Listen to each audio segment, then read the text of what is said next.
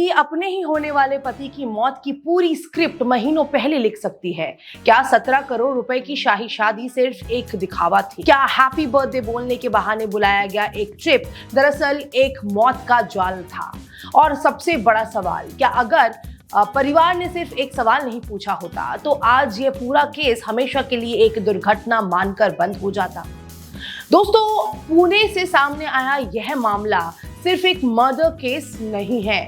यह भरोसे, प्यार, रिश्ते और इंसानी सोच की सबसे खौफनाक परतों में से एक है। थंबनेल पर आपने जो लाइन पढ़ी, प्राइवेट पार्ट देखकर 500 फीट खाई में दिया धक्का, 17 करोड़ की शादी बनी मौत, पहली बार सुनने में ये किसी फिल्म की कहानी लगती है। लेकिन जब पुलिस ने एक एक सबूत जोड़ना शुरू किया तो उनके सामने जो तस्वीर बनी उसने पूरे देश को झकझोर कर रख दिया। एक तरफ 26 साल का सफल बिजनेसमैन जिसकी शादी की तैयारियां जोरों पर थी, उदयपुर के आलीशान पैलेस में करीब 17 करोड़ रुपए खर्च करने की तैयारी, चार्टर्ड प्लेन, डिजाइनर कपड़े, लग्जरी ज्वेलरी, सैकड़ों मेहमान, 2 बड़े कारोबारी परिवार और एक ऐसी शादी जिसकी चर्चा महीनों पहले से शुरू हो चुकी थी। लेकिन इसी चमक दमक के पीछे एक ऐसा राज छिपा हुआ था जिसके बारे में दूल्हे को तो छोड़िए,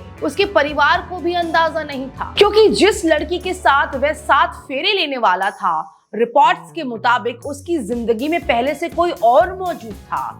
और यही से इस कहानी का सबसे खतरनाक अध्याय शुरू होता है। पुलिस जांच के अनुसार यह सब किसी एक दिन का गुस्सा नहीं था, ना ही कोई अचानक हुआ झगड़ा। जांच एजेंसियों का दावा है कि यह एक ऐसा प्लान था जिसकी तैयारी कई हफ्तों से चल रही थी। पहला प्लान नाकाम, दूसरा प्लान विफल और फिर तीसरी कोशिश, जहां एक 500 फीट गहरी खाई एक इंसान की आखिरी मंजिल बन गई। लेकिन क्या सच में सब कुछ इतना आसान था? अगर ये हत्या थी तो फिर शुरुआत में पुलिस भी इसे हादसा क्यों मान बैठी? क्या वजह थी कि मौके पर मौजूद किसी व्यक्ति को जरा भी शक नहीं हुआ? और आखिर ऐसी कौन सी गलती हुई जिसने पूरी साजिश का पर्दाफाश कर दिया? इस कहानी में हर सवाल का जवाब मिलेगा, लेकिन जितना अंदर जाएंगे उतना ही यह मामला और डरावना होता जाएगा। क्योंकि यह कहानी शुरू होती है पुणे के एक ऐसे परिवार से जिसके घर में कुछ महीनों बाद शहनाइयां बजने वाली थी। लेकिन किसी को नहीं पता था कि उन्हीं तैयारियों के बीच मौत भी अपना निमंत्रण स्वीकार कर चुकी है। 17 करोड़ की शादी या मौत की उल्टी गिनती। पुणे महाराष्ट्र का एक ऐसा शहर जहां बिजनेस, एजुकेशन और लग्जरी लाइफस्टाइल तीनों साथ साथ चलते हैं। इसी शहर में रहता था 26 साल का केतन अग्रवाल, एक ऐसा युवा जो अपने परिवार के रियल एस्टेट कारोबार से जुड़ा हुआ था। परिवार शहर के प्रतिष्ठित कारोबारी परिवारों में गिना जाता था। पैसे की कमी नहीं, इज्जत की कमी नहीं और भविष्य पूरी तरह सुरक्षित दिखाई देता था। लेकिन कहते हैं इंसान की जिंदगी में सबसे बड़ा धोखा अक्सर वहीं से मिलता है जहां उसे सबसे ज्यादा भरोसा होता है। दूसरी तरफ थी सिया गोयल, एक संपन्न कारोबारी परिवार की बेटी। रिपोर्ट के मुताबिक उनके पिता मसालों के बड़े कारोबार से जुड़े हैं। दोनों परिवार पहले से एक दूसरे को जानते थे। रिश्ता तय हुआ, मुलाकातें शुरू हुई, सगाई हुई और फिर नवंबर की शादी की तारीख भी तय कर दी गई। लेकिन यह कोई साधारण शादी नहीं होने वाली थी। यह 2 बड़े बिजनेस परिवारों का मिलन था।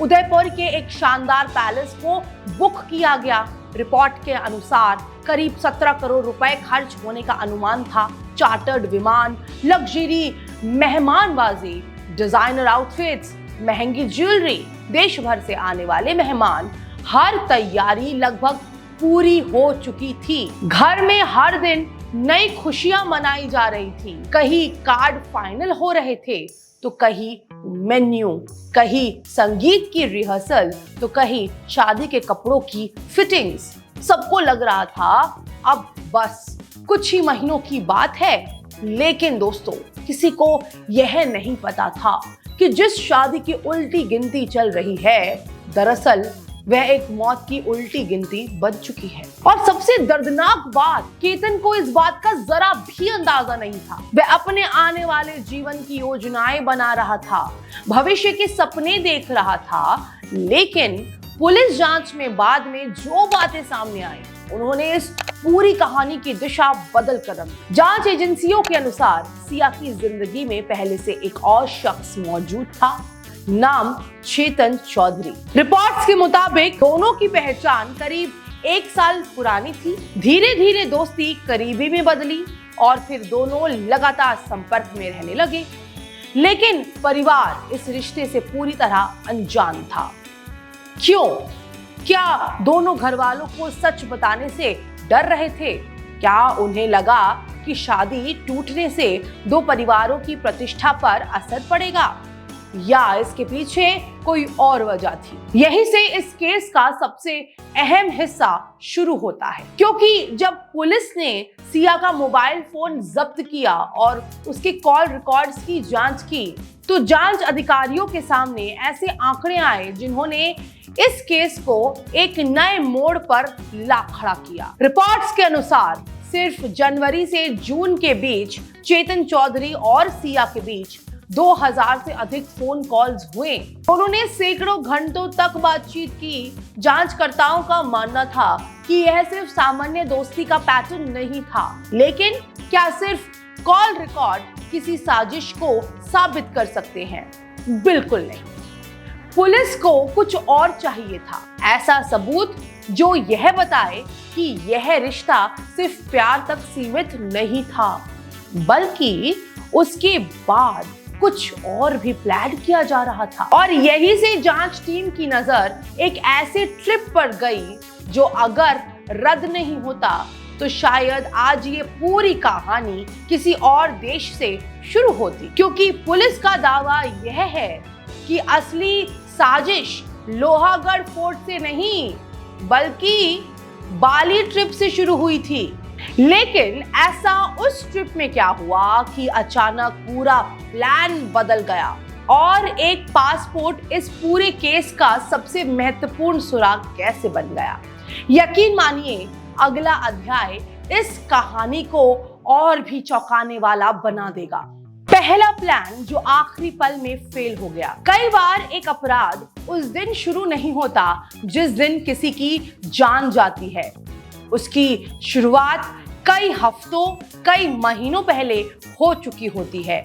और अगर पुलिस की जांच पर भरोसा करे तो केतन अग्रवाल केस में भी कुछ ऐसा ही हुआ, क्योंकि लोहागढ़ फोर्ट इस कहानी की शुरुआत नहीं था, बल्कि उससे पहले एक और प्लान बनाया गया था।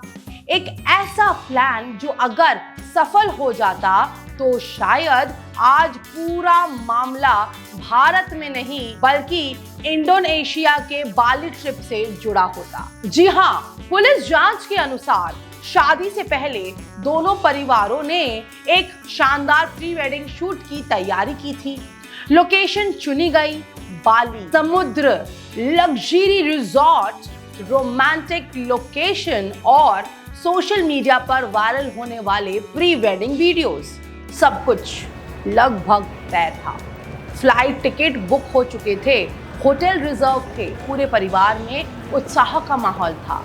लेकिन एंड वक्त पर कुछ ऐसा हुआ जिसने सबको हैरान कर दिया। एयरपोर्ट पहुंचने के बाद पता चला कि केतन का पासपोर्ट गायब है। पूरा परिवार घबरा गया, बैग चेक हुए, गाड़ी चेक हुई, घर फोन किया गया, लेकिन पासपोर्ट कहीं नहीं मिला। आखिरकार पूरी बाली ट्रिप रद्द करनी पड़ी। उस समय सबने यही सोचा कि यह एक दुर्भाग्यपूर्ण गलती थी।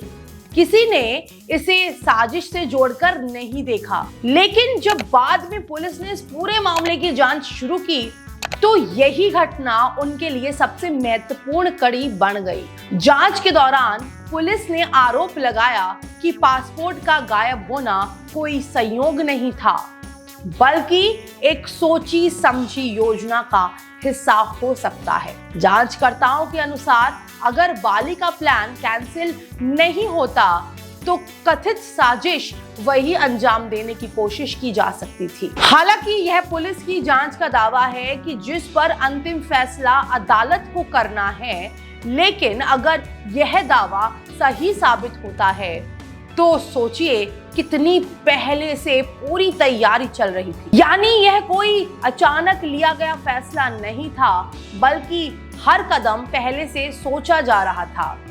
लेकिन किस्मत उस दिन केतन के साथ एक छोटा सा पासपोर्ट उसकी जिंदगी कुछ दिनों के लिए दोस्तों बचा गया। मगर यही से तो पूरी कथित साजिश एक नए मोड़ पर पहुंच गई, क्योंकि अब बाली नहीं, भारत के अंदर ऐसी जगह तलाशनी थी जहां अगर कोई मर भी जाए तो दुनिया उसे हादसा ही माने। और फिर पुलिस के मुताबिक दोनों की नजर पड़ी पुणे के पास मौजूद लोहागढ़ फोर्ट पर।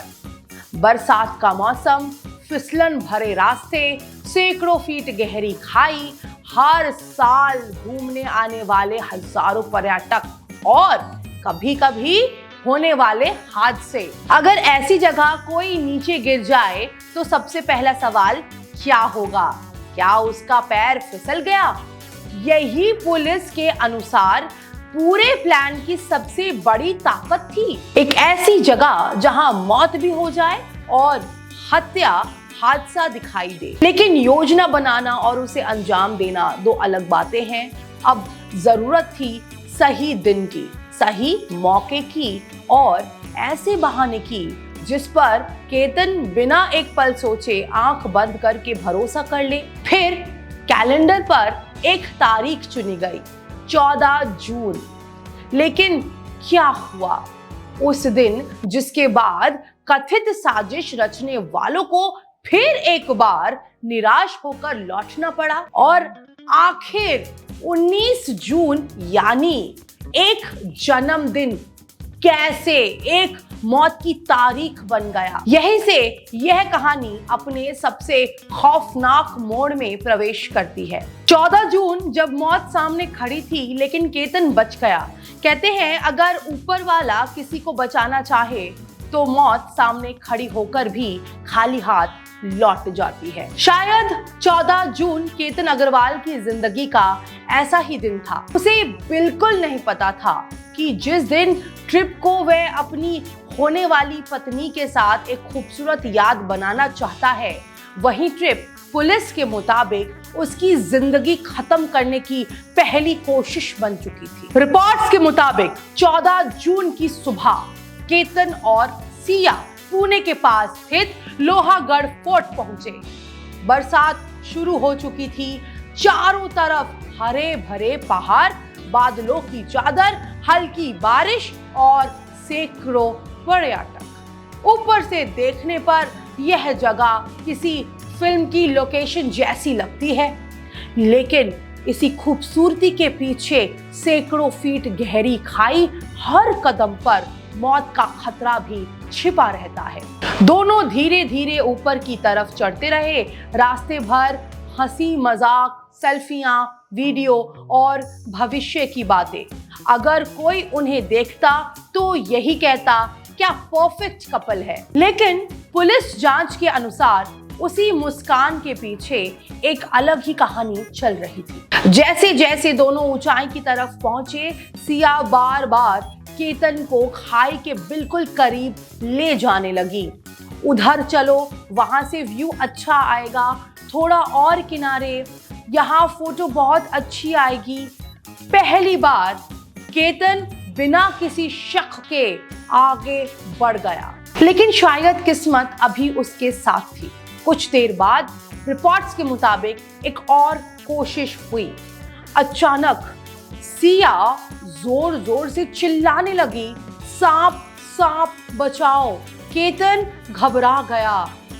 उसने एक पल भी नहीं सोचा, वह तुरंत उसकी तरफ दौड़ा। उसे लगा सचमुच कोई सांप होगा और उसकी होने वाली पत्नी खतरे में है। लेकिन पुलिस का आरोप है कि यह सब पहले से तय किया गया ड्रामा था। मकसद सिर्फ एक था, केतन घबराकर अपना संतुलन खो दे और सीधे खाई में गिर जाए। लेकिन ऐसा नहीं हुआ। वह हर बार खुद को संभाल लेता। जांच अधिकारियों के अनुसार उस दिन एक नहीं कई बार अलग अलग बहानों से उसे किनारे तक ले जाने की कोशिश की गई, लेकिन हर बार किसी न किसी वजह से योजना सफल नहीं हुई। शाम होने लगी, बादल और घने होने लगे, पर्यटक धीरे धीरे लौटने लगे और आखिरकार दोनों भी वापस होटल लौट आए। अगर कहानी यही खत्म हो जाती तो शायद आज केतन जिंदा होता। लेकिन पुलिस का कहना है कि होटल पहुंचने के बाद सबसे अहम तैयारी शुरू हुई, क्योंकि उसी रात सिया और चेतन के बीच लंबी बातचीत हुई। कॉल रिकॉर्ड्स जांच टीम के हाथ लग चुके थे। रिपोर्ट्स के अनुसार 14 जून के बाद दोनों लगातार संपर्क में रहे। बार बार फोन, मैसेजेस और तो और नई रणनीति। जांचकर्ताओं का दावा है कि इसी दौरान एक नई तारीख तय हुई, 19 जून। लेकिन क्यों चुना गया यही दिन? आखिर इस तारीख में ऐसा क्या खास था? जवाब इतना चौंकाने वाला है कि सुनकर रीढ़ की हड्डी तक सिहर उठे, क्योंकि 19 जून कोई सामान्य दिन नहीं था। वह सिया का जन्मदिन था और पुलिस के अनुसार कथित योजना यह थी कि अगर उसी दिन केतन की मौत हो जाती तो दुनिया यही मानती कि दोनों जन्मदिन मनाने गए थे, बारिश में फोटो खिंचवा रहे थे और फिर अचानक से पैर फिसल गया। एक हादसा जिस पर शायद कोई सवाल भी नहीं उठाता। लेकिन उन्हें क्या पता था कि एक छोटी सी गलती पूरी कथित साजिश की सबसे कमजोर कड़ी बन जाएगी, और वही गलती आगे चलकर पुलिस को सच के बहुत करीब पहुंचा देगी। जन्मदिन या मौत का जाल। 19 जून एक ऐसी तारीख जिसका इंतजार हर इंसान खुशियों के लिए करता है, लेकिन पुलिस के मुताबिक यही तारीख केतन अग्रवाल की जिंदगी का आखिरी दिन बन गई।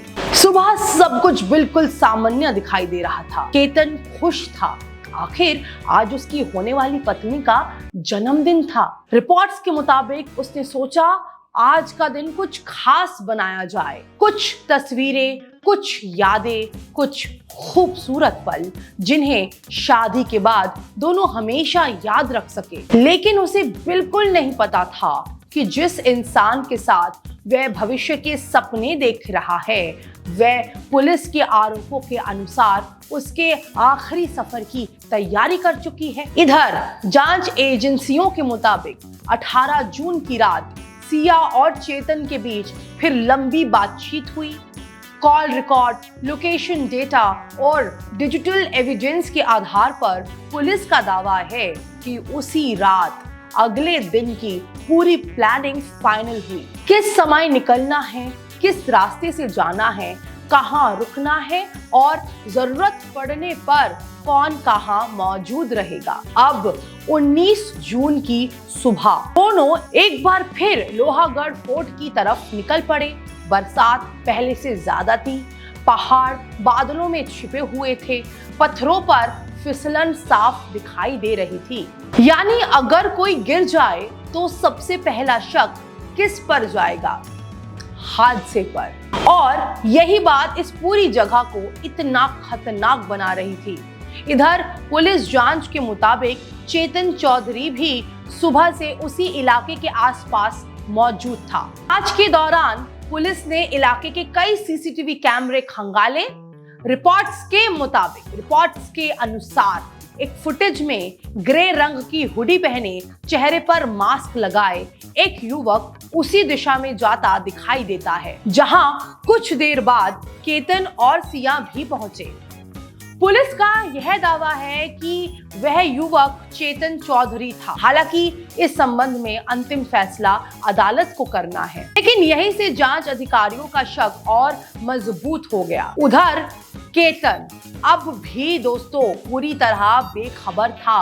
वह रास्ते भर हंस रहा था, वीडियो बना रहा था, बारिश का आनंद ले रहा था। उसे क्या ही पता था कि जिस रास्ते पर वह चल रहा है वह उसकी जिंदगी का आखिरी रास्ता है। धीरे धीरे दोनों किले की उस ऊंची जगह पर पहुंचे जहां से सैकड़ों फीट नीचे गहरी खाई दिखाई दी। सिया एक बार फिर फोटो की बात करने लगी। थोड़ा और आगे, यहाँ बैकग्राउंड अच्छा आएगा। आज मेरा बर्थडे है, आज की फोटो सबसे खास होनी चाहिए। हर बार केतन मुस्कुराकर उसकी बात मान लेता, क्योंकि भरोसा इंसान को सबसे ज्यादा निहत्था बना देता है। रिपोर्ट्स के मुताबिक जैसे ही केतन का ध्यान कुछ पल के लिए दूसरी तरफ गया, उसी समय यह पूरी घटना हुई। पुलिस का आरोप है कि सिया ने उसे जोरदार धक्का दिया और फिर कुछ ही सेकंड में केतन सैकड़ों फीट गहरी खाई में गिर गया। उस पल पहाड़ों में एक तेज आवाज गूंजी। आसपास मौजूद लोग घबरा गए। किसी ने नीचे झांक कर देखा, किसी ने मदद के लिए चिल्लाना शुरू किया। कुछ लोग रेस्क्यू टीम को बुलाने दौड़े और उसी दौरान रिपोर्ट्स के अनुसार सिया का व्यवहार अचानक बदल गया। जो कुछ क्षण पहले तक घटना स्थल पर मौजूद थी, वह अब जोर जोर से रो रही थी। कोई बचाओ, मेरे होने वाले पति को बचा लो, उनका पैर फिसल गया, जल्दी मदद करो। उसकी आवाज सुनकर आसपास मौजूद लोग यही समझ रहे थे कि यह एक दर्दनाक हादसा है, और सच कहे तो पहली नजर में मौके पर मौजूद लगभग हर व्यक्ति इसी पर यकीन कर बैठा। लेकिन पुलिस नहीं जानती थी कि इस कथित कहानी का सबसे बड़ा झूठ अभी सामने आना बाकी है, क्योंकि असली मोड़ घटना स्थल पर नहीं बल्कि 4 दिन बाद केतन के घर में आने वाला था। और वहीं से पूरा केस एक हादसे से संभावित हत्या की जांच में बदल गया। 4 दिन बाद जब एक बहन ने बदल दी पूरी जांच। कहते हैं अपराध कितना भी शातिर क्यों ना हो, एक गलती पूरी साजिश को बेनकाब कर देती है। और केतन अग्रवाल केस में वह गलती ना सीसीटीवी था, ना मोबाइल फोन, ना ही कोई गवाह, बल्कि एक बहन का शक था। 19 जून की शाम केतन की मौत हो चुकी थी। पूरे शहर में बस एक ही चर्चा थी, बेचारा लड़का बारिश में पैर फिसल गया। बहुत दर्दनाक हादसा था। पुलिस की शुरुआती जांच भी इसी दिशा में आगे बढ़ रही थी। रेस्क्यू ऑपरेशन हुआ, पंचनामा हुआ, बयान दर्ज हुए, और पहली नजर में यह मामला एक दुर्घटना जैसा ही दिखाई दे रहा था। उधर केतन का परिवार पूरी तरह टूट चुका था। जिस घर में कुछ महीनों बाद शहनाइयां बजनी थी, वहीं अब मातम पसरा हुआ था। महंगे शादी के कार्ड, डिजाइनर कपड़े, बुक किया हुआ पैलेस, चार्टर्ड फ्लाइट, सब कुछ एक ही पल में बेकार हो चुका था। घर में रिश्तेदारों का आना जाना लगा था, हर किसी की आंखें नम थी। और इसी बीच करीब 4 दिन बाद सिया केतन के घर पहुंची। रिपोर्ट्स के मुताबिक वह परिवार से मिली, दुख जताया और घटना के बारे में बात करने लगी। लेकिन उसी समय एक इंसान बहुत ध्यान से सिर्फ उसकी बातें नहीं बल्कि उसका चेहरा पढ़ रहा था। वह थी केतन की बहन। शुरुआत में उन्होंने सामान्य सवाल पूछे, उस दिन क्या हुआ था, तुम दोनों कहाँ खड़े थे, पहले फोटो ले रहे थे या वीडियो बना रहे थे, केतन कैसे गिरे। सवाल बहुत सामान्य थे, लेकिन जवाब सामान्य नहीं थे। रिपोर्ट्स के अनुसार हर बार सिया का जवाब बदल रहा था। पहले एक कहानी, फिर कुछ मिनट बाद दूसरी कहानी। कभी वह कहती केतन फोटो ले रहे थे, फिर कहती वीडियो बना रहे थे, कभी तेज हवा की बात करती और कभी फिसलन की, कभी घटना की जगह बदल जाती, कभी समय। केतन की बहन हर जवाब ध्यान से सुन रही थी और यही उनके मन में पहली बार एक सवाल पैदा हुआ, अगर यह सिर्फ हादसा था तो कहानी बार बार क्यों बदल रही है। यही सवाल पूरे केस का टर्निंग पॉइंट बन गया। परिवार ने इस मामले को यही खत्म होने नहीं दिया। उन्होंने पुलिस से दोबारा गहराई से जांच करने की मांग की और यही से दोस्तों वह जांच शुरू हुई जिसने पूरे केस की दिशा बदल कर रख दी। पुलिस ने सिर्फ घटना स्थल नहीं देखा बल्कि mobile phone, call record, location data, CCTV footages, digital trail और दोनों के पिछले कई महीनों के मूवमेंट की जांच शुरू की गई।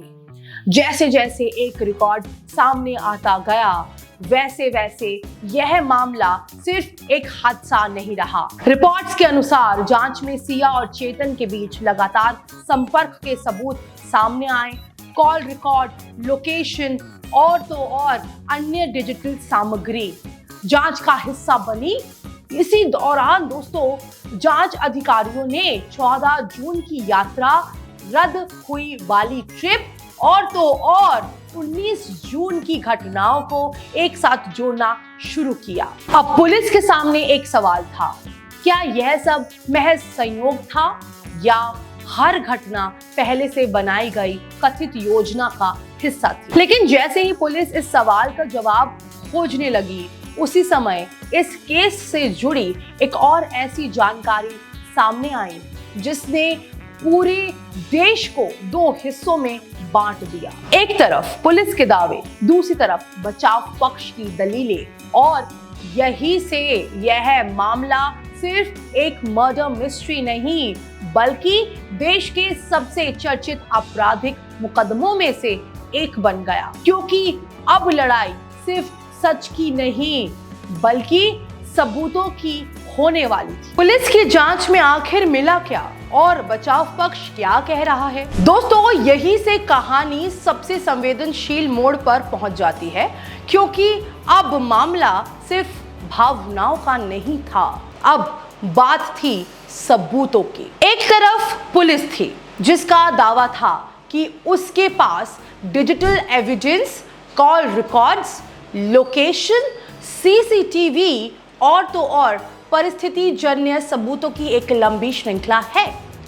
दूसरी तरफ आरोपियों का पक्ष था जो लगातार कह रहा था कि यह पूरा मामला पुलिस की बनाई हुई कहानी है और अभी तक कोई भी प्रत्यक्षदर्शी या ऐसा सीधा सबूत नहीं है जो अदालत में हत्या को अंतिम रूप से साबित कर दे। यही एक बात समझना बेहद जरूरी है। किसी भी आपराधिक मामले में पुलिस का आरोप और साथ ही अदालत का फैसला दो अलग अलग चीजें होती हैं। पुलिस जांच करती है, सबूत जुटाती है, चार्जशीट दाखिल करती है, लेकिन कौन दोषी है और कौन नहीं इसका अंतिम फैसला सिर्फ अदालत करती है। इसलिए इस पूरे मामले में जो बातें पुलिस ने कही है उन्हें आरोप और जांच के दावे के रूप में ही समझना चाहिए।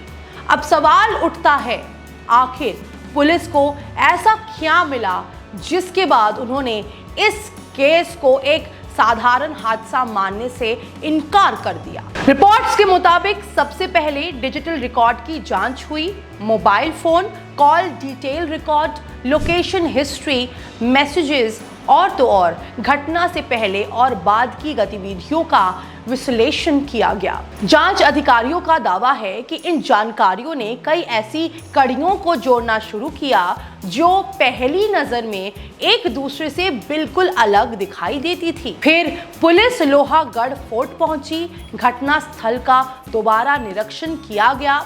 यह समझने की कोशिश हुई कि अगर कोई व्यक्ति सिर्फ पैर फिसलने से गिरा हो तो फिर उसकी स्थिति और घटना स्थल की परिस्थितियां क्या होगी, और अगर किसी को धक्का दिया गया हो तो क्या अंतर दिखाई देगा। इसी दौरान जांच टीम ने इलाके के सीसीटीवी कैमरे भी खंगाले।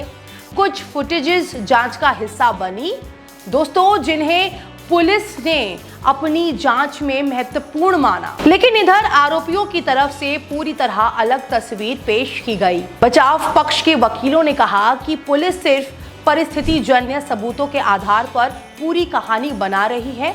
उन्होंने अदालत में यह भी दलील दी कि घटना का कोई प्रत्यक्षदर्शी नहीं है, किसी ने धक्का देते हुए नहीं देखा और सिर्फ कॉल रिकॉर्ड या फिर दो लोगों के बातचीत करने से हत्या साबित नहीं हो जाती। यानी एक तरफ पुलिस कह रही है पूरी कड़ियां एक ही दिशा में इशारा कर रही हैं, दूसरी तरफ बचाव पक्ष का कहना है कि कड़ियां जोड़ देना और अपराध साबित कर देना दो अलग बातें हैं।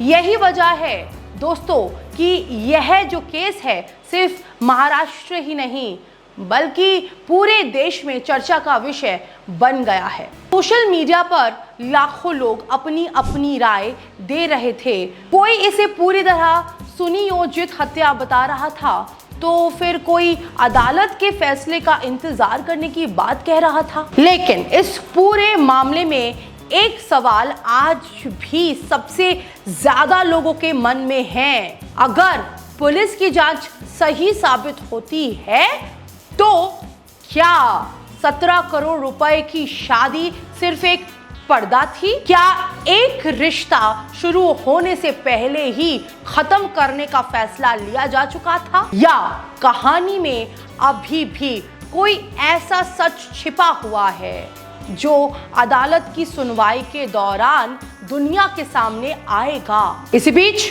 राज्य सरकार ने भी इस मामले की गंभीरता को देखते हुए तेज सुनवाई की दिशा में कदम उठाए और दोस्तों यही से यह केस एक सामान्य क्रिमिनल केस नहीं बल्कि हाई प्रोफाइल ट्रायल में बदल गया है। लेकिन इस कहानी का सबसे बड़ा सबक अभी बाकी है, क्योंकि कई बार इंसान अपने सबसे बड़े दुश्मन को पहचान ही नहीं पाता, क्योंकि वह दुश्मन उसके सबसे करीब खड़ा होता है। सबसे बड़ा सबक और वो सवाल जिसका जवाब अब अदालत देगी। दोस्तों हर क्राइम स्टोरी अपने पीछे सिर्फ एक केस नहीं छोड़ती, वह समाज के लिए दोस्तों एक सवाल भी छोड़ जाती है। केतन अग्रवाल केस भी कुछ ऐसा ही मामला है। यह कहानी सिर्फ एक युवा कारोबारी की मौत की नहीं है, यह कहानी भरोसे की है, उस भरोसे की जो केतन ने अपनी होने वाली पत्नी पर किया था। वह लड़की जिसके साथ कुछ महीनों बाद 7 फेरे लेने थे, जिसके साथ पूरी जिंदगी बिताने के सपने देखे थे, जिसके लिए 17 करोड़ रुपए की शाही शादी की तैयारी चल रही थी, उसी रिश्ते का अंत शमशान में होगा, यह शायद केतन ने कभी सपने में भी सोचा नहीं होगा। लेकिन यहाँ एक और बात समझना भी उतना ही जरूरी है। भारत का कानून कहता है कि जब तक अदालत किसी व्यक्ति को दोषी घोषित नहीं करती, तब तक वह कानून की नजर में आरोपी है, अपराधी नहीं।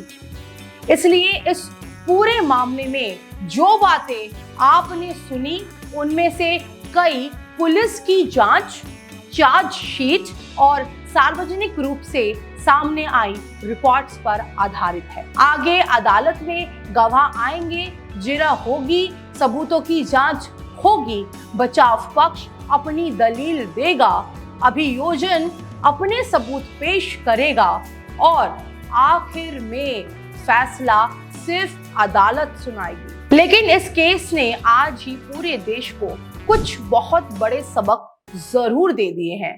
पहला सबक, रिश्ता सिर्फ प्यार से नहीं, ईमानदारी से चलता है।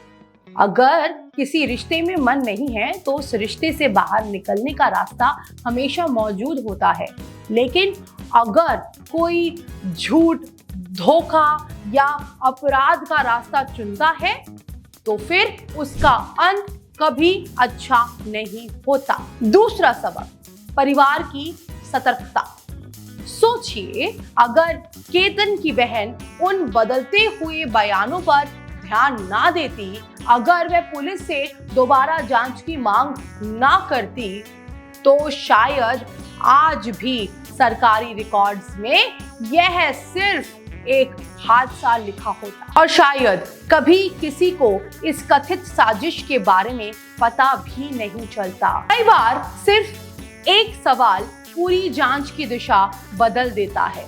तीसरा सबक, डिजिटल दुनिया। आज mobile call records, locations, CCTV footages, digital footprints, ये सब सिर्फ तकनीक नहीं रहे, ये आधुनिक जांच के सबसे बड़े हथियार बन चुके हैं। आज इंसान झूठ बोल सकता है, लेकिन उसका मोबाइल अक्सर सच बोल देता है।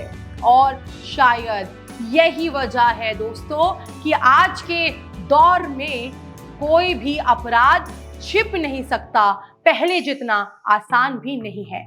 लेकिन इस पूरी कहानी का सबसे दर्दनाक पहलू कुछ और है। सोचिए, 19 जून की सुबह केतन कितना खुश होगा। वह शायद जन्मदिन का कोई सरप्राइज सोच रहा होगा, शायद शादी के बाद की जिंदगी के सपने देख रहा होगा, शायद उसे बिल्कुल भी अंदाजा नहीं था कि जिस हाथ को वह जिंदगी भर थामने वाला है, उसी हाथ से कुछ ही देर बाद उसकी जिंदगी छिन जाएगी। कम से कम पुलिस का आरोप यही है और यही बात इस पूरे केस को देश के सबसे चर्चित मामलों में शामिल कर देती है। अब सवाल सिर्फ इतना नहीं है कि उस दिन लोहागढ़ फोर्ट पर असल में क्या हुआ था। सबसे बड़ा सवाल ये है, क्या पुलिस की पूरी कहानी अदालत में हर सबूत के साथ साबित हो पाएगी? क्या बचाव पक्ष इन आरोपों को गलत साबित कर पाएगा? और क्या केतन अग्रवाल के परिवार को वह न्याय मिलेगा जिसका वे आज इंतजार कर रहे हैं? इन सभी सवालों का जवाब आने वाले दिनों में अदालत की कार्यवाही तय करेगी। लेकिन इतना जरूर है कि 17 करोड़ रुपए की जिस शादी की चर्चा खुशियों के लिए होनी थी, आज उसी शादी का नाम देश के सबसे चर्चित आपराधिक मामलों में लिया जा रहा है। और शायद यही वजह है कि यह मामला सिर्फ एक परिवार त्रासदी नहीं, बल्कि पूरे समाज के लिए एक चेतावनी बन चुका है। अगर आपको लगता है कि किसी रिश्ते में सच छिपाया जा रहा है, तो क्या सिर्फ भरोसा करना काफी है या समय रहते सवाल पूछना भी जरूरी है? अपनी राय कमेंट करके जरूर बताइएगा।